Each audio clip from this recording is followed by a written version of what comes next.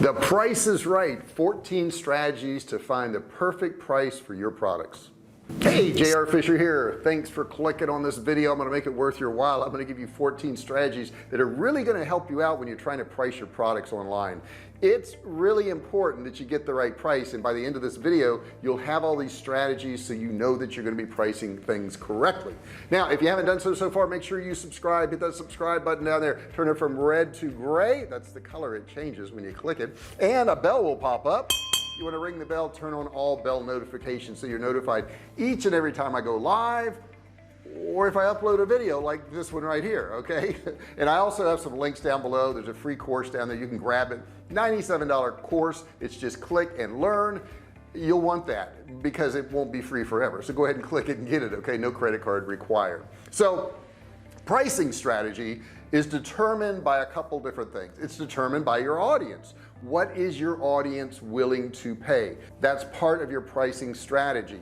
If they're willing to pay more, you can charge more. If they're not, then you can't. It doesn't matter. No other factors matter. And then the other part is your competition. What is your competition charging? If you're basically selling something similar to your competitors, you're going to have to fall in line with what their pricing is. If you have added advantages and you have better service or better products or whatever it is, then of course you can charge more. But we're going to determine all that in this video today so that you know, so that you're pricing right and you're making a profit. Now to figure out your pricing strategy, you've got to figure out what your product cost you.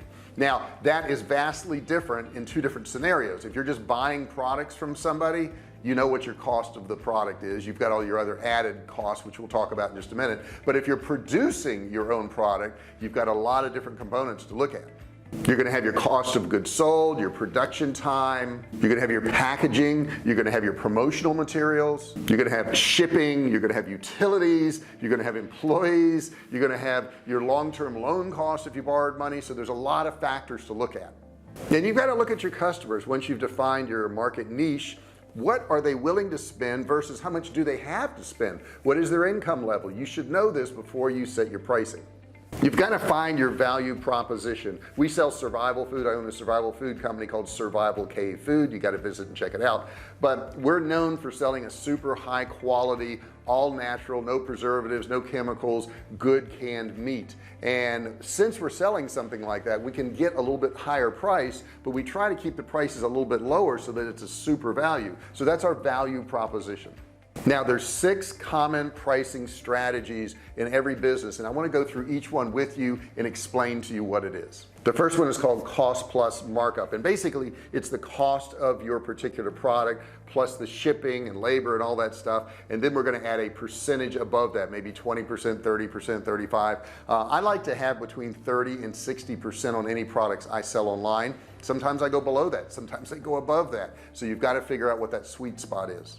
The next one is competitive pricing. Now this one here can be dangerous, but it can be also very rewarding. And competitive pricing is where you're trying to price your competitors out of the market. You're trying to be lower than your competitors. Now if you're a smaller company and you don't have a lot of funds and you're not making enough profit, you won't be able to cover your overhead. But if you're a little bit bigger and you do have some profit to play with and you can underprice those competitors, you can steal a lot of their particular customers, which is a very good thing because you build your customer base and then later on maybe you can sell for a little bit higher price.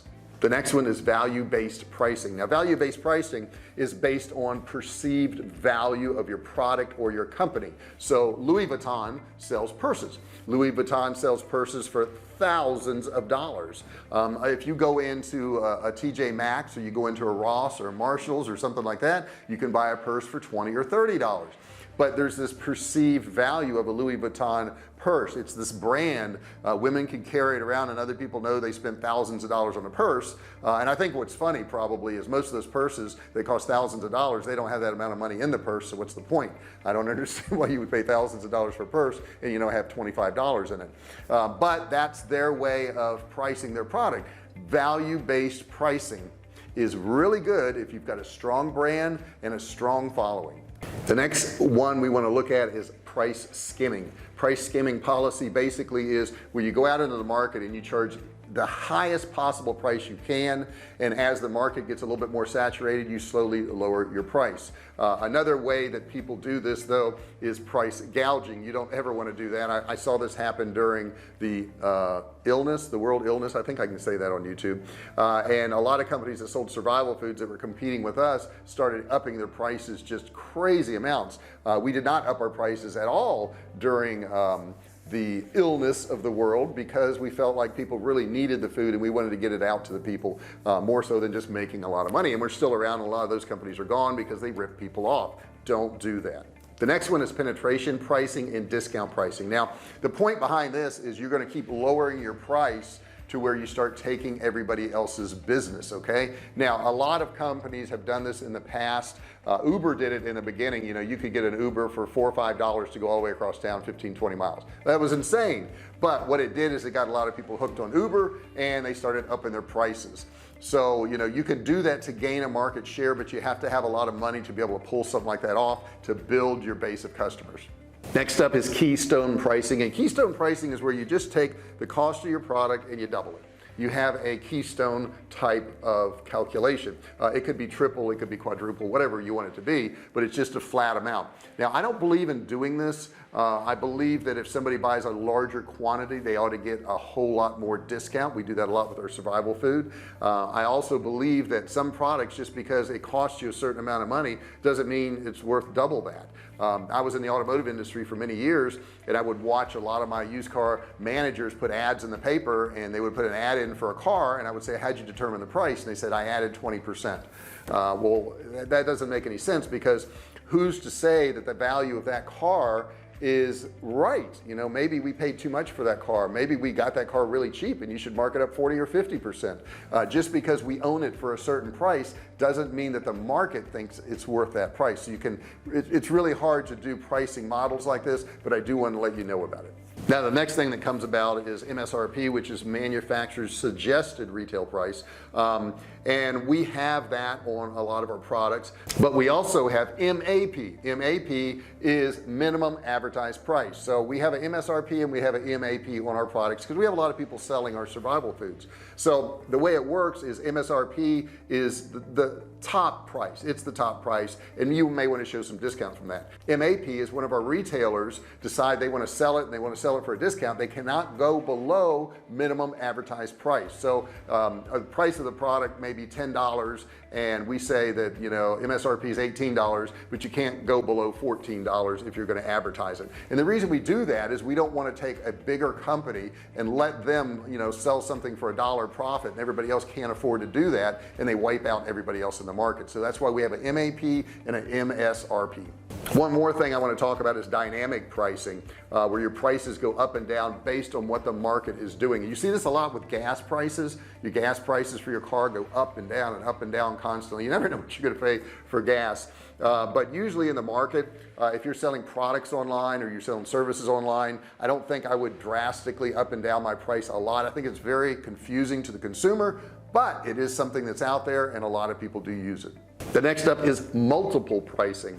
So if they buy multiples of a particular product or a bundle of products, you can change your pricing according to that. A lot of times it'll get people to spend more money for a bundle, or a lot of times it'll get people to spend more money for multiples of the same item. Since we sell survival food, maybe we have a case of meat that's $300, but if you buy 2 cases of meat, you can get it for $550. That's just a little example. So you can do this multiple pricing or this bundle pricing.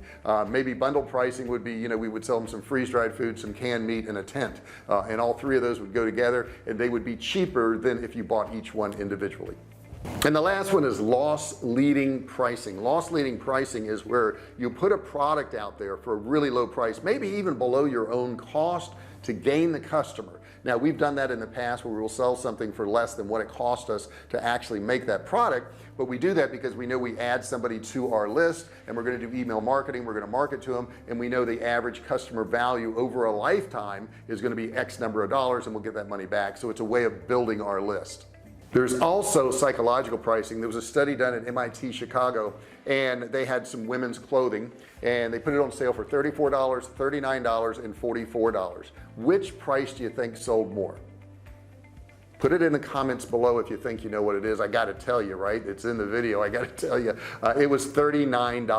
$39 worked better than $34. That's kind of crazy, right? They would actually spend more money, but psychologically $39 is a good price. $49 is a good price. $59 is a good price. 44 wasn't, and 34 was not.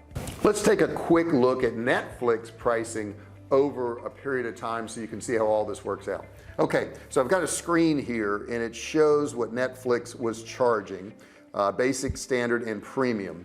And it's really a primary example of brand using penetration pricing to eliminate competitors. In the late 1990s, DVD rentals were becoming popular, with Blockbuster controlling the market. You can probably recall the unforgettable Blockbuster smell of popcorn and plastic, carpet cleaner, whatever. Yet Blockbuster had two major flaws: late fees and limited selections. Netflix offered a solution. Customers could order DVDs online through a standard pay per rent model with a better movie selection and no late fees. In 2000, you could rent 4 movies at a time without return dates for less than $16 a month. The average movie watcher could pay under $1 per DVD compared to Blockbuster, which charged $4.99 for a 3-day rental. After Netflix wiped out Blockbuster and other companies like Hollywood Video, it eventually raised its prices to maximize profit margins. The low price point let people try the service and get familiar with the brand, which helped Netflix launch its online streaming service in 2007. So as you can see, they built their book of people and then their prices went up. Go figure. Sounds like Uber all over again. Anyhow, guys, you have all the tools you need now. You know about all these different pricing methods. Take these out, apply them to your products, services, whatever it is. If you have any questions about this, please comment below. Put something in there, a question if you want, or if you just want to share some successes or a failure that you had and you want to help other people out. Remember, when you comment below, it helps other people. You may be asking the question, you may be putting the comment that somebody else was thinking about. So please do so. Give me a thumbs up if you don't mind. Don't forget to subscribe if you haven't done so, and ring the bell. Turn on bell notifications. Oh yeah, turn on all bell notifications so you're notified every time I go live or if I upload a new video. Thanks so much for watching this video. Grab my free course below and I'll see you in the next one.